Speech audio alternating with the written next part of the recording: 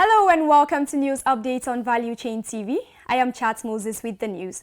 And on the news update, President Bola Tinubu has returned to Abuja after attending the 28th United Nations Climate Change Conference of Parties, COP28, in Dubai, the United Arab Emirates. During his visit, the president had bilateral talks with King Charles of England, the president of UAE, and leaders of several countries and multilateral partners during the conference. He also witnessed the signing of an accelerated performance agreement between Nigeria and Germany to improve Nigeria's electricity supply and hosted a high-level meeting with stakeholders and investors on the Nigerian carbon market and the electric buses rollout program on the margins of the COP28 Climate Summit. House of Representatives Committee on Public Petition has issued a warrant of arrest on the Central Bank Governor, Olayemi Cardoso, the Accountant General of the Federation, Mrs. Oluwatoyin Medin, and 17 others for refusing to appear before it to answer questions on their operations. The warrant followed the adoption of a motion by a member of the House, Fred Agbedi, at the committee's hearing on Tuesday. Moving the motion, Agbedi said that the arrest warrant had become inevitable as the invitees who had been invited 4 times failed to respond. He said that the CEOs should be brought to appear before the committee by the Inspector General of Police through a warrant of arrest after due diligence by the Speaker, Tajuddin Abbas. The Central Bank of Nigeria has directed all commercial banks to bar customers without bank verification number and national identity number from having access to their accounts from March 1st, 2024, by putting a post-no debit or credit restriction on such accounts. The directive was contained in a recent circular issued by the Apex Bank. Following the directives, some stakeholders have expressed concerns and urged the central bank to extend the deadline to enforce its new directives to banks to ensure customers link their bank verification numbers and national identification number to bank accounts. In a chat with Nigerians, some have expressed that the time frame permitted for the implementation is reasonable. They said this will prompt immediate action from Nigerians, recognizing it as a step toward enhancing the security. The report. Actually, it's good because it's a government policy. So once you are of age and you are due to open account, you're supposed to follow all the rules and regulations of the government. So for now, let the time be like that for now, so that everybody will be rushing and do their own. If they say after the deadline come and there is enough space again, if there is no much space, though. But for now, I believe everybody should just try and do it according to the government policy or CBN policy. Myself, I have gotten all this BVM. I have all the voting, so what I'm saying is that they should give Nigerian citizens, give them more chance for them to do it. I support the federal government that anybody that doesn't have it, he should try and go and do his own, because it will be useful to him for times to come. Because I know that Nigeria change any time. That's okay. Maybe if you doesn't have BVN, they cannot give you a job, or if you doesn't have NIN, you cannot open bank account. So it's very necessary and for security purpose, and very good one. And I advise them to go and do it.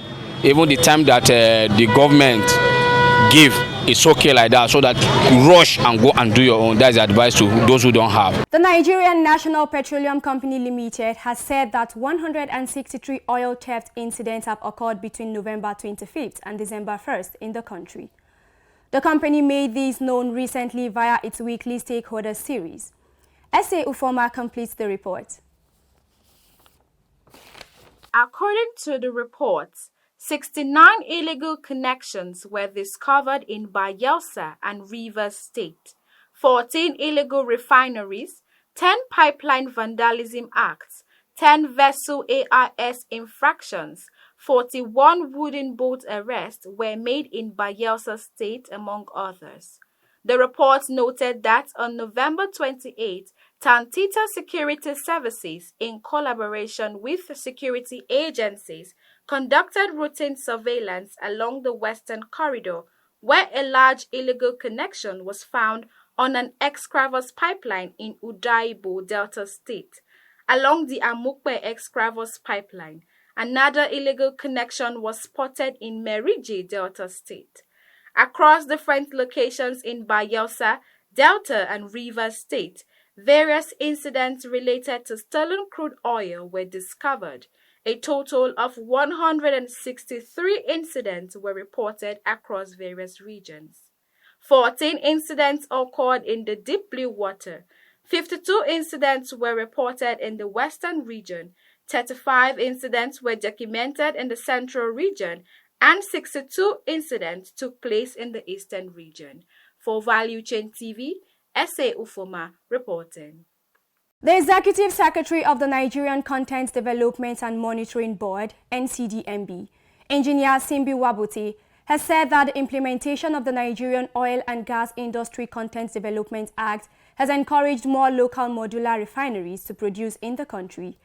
Speaking during the 12th edition of the Practical Nigerian Contents Forum, holding in Yenigua, Bayelsa State, Wabote disclosed that site works for the expansion of the refinery to 10,000 barrels per day refineries has started in September 2023 to have more liters of petroleum produced in Nigeria. Engineer Wabote observed that with the support of the board, the Walter Smith Modular Refinery produced and sold over 170 million liters of petroleum products in 2023 alone, amounting to about 3,000 trucks of petroleum products that would have been imported using the scarce forex. Senator Adams Oshomole has criticized federal and state governments for ignoring commercial bank loans and opting for the funds contributed by workers on their payrolls due to very low interest rates. The former governor described the practice as a breach of the concept of the contributionary pension scheme, which was established to represent a social capital which the workers would fall back on upon retirement. Speaking to Value Chain TV, a cross-section of Nigerians opposed the borrowing. The report. A lot of persons in different states of the country, you have pensioners in different states, are having issues with getting their pension. You see people dying under the bridge, people dying, queuing, trying to get what they've worked for years. At the point where they're supposed to get it easily, you know, it's now being made very difficult for them. So the issue of the federal government borrowing money from the pension board, I feel, first of all, the question is, are those pensioners in various states, and including the FCT, are they being given their pension? Cannot pay the pensioners and we are borrowing. Borrowing for what? Borrowing for what? Well, the type of government you are operating here, I don't know. They are saying something and doing another thing. I don't know whether we're in democracy or democracy. But whoever is being on top, whoever should have a God fear. Have a fear of God, not everything in this world is vanity upon vanity. Whoever have lived, our past experience, look at all this, look around about all the African countries, the past African countries, the good one that want to work, they will eliminate them. But the ones that want to finish the country, they will embrace them. I'm opposing it, strongly opposing it. This federal government, they are trying to show us that they are deceiving masses. They can't borrow pensioners' money to say that they want to use. They came out with they were telling us that they came out with different things that they want to do to empower people. Since they have this example like student money, they can't give student loan and they say they don't have money, they will go and borrow money from pensioner. It's not fair. It's not fair. What are they doing with the subsidy? Is it not better they bring even back the subsidy instead of reinvest it Okay, the pension they are talking of, they are supposed to invest pension so that those people, those retirees, will not be wasting their time queuing for line to collect money after you have collected their money that you said you are saving for them right from their intake. So what's the need? Over 9,000 civil servants have failed the 2022 Federal Civil Service Promotion Examinations, according to information obtained from the Federal Civil Service Commission. Approximately 13,000 civil servants participated in the examination across 69 computer-based test centers, including candidates from the core civil service, the Nigerian police, and other paramilitary and specialized agencies. Some Nigerians have reacted to this development. The report. Actually, that's not what we want in this country. It's not good for the country. But, you know, at times they say examination is not the true test of knowledge in some cases. Understand? That is what I see in that sense. But we don't really, it's not good for the country because these are decision makers, these are people that help the government to move the country forward. But in the other way around, it may not be the true test of knowledge.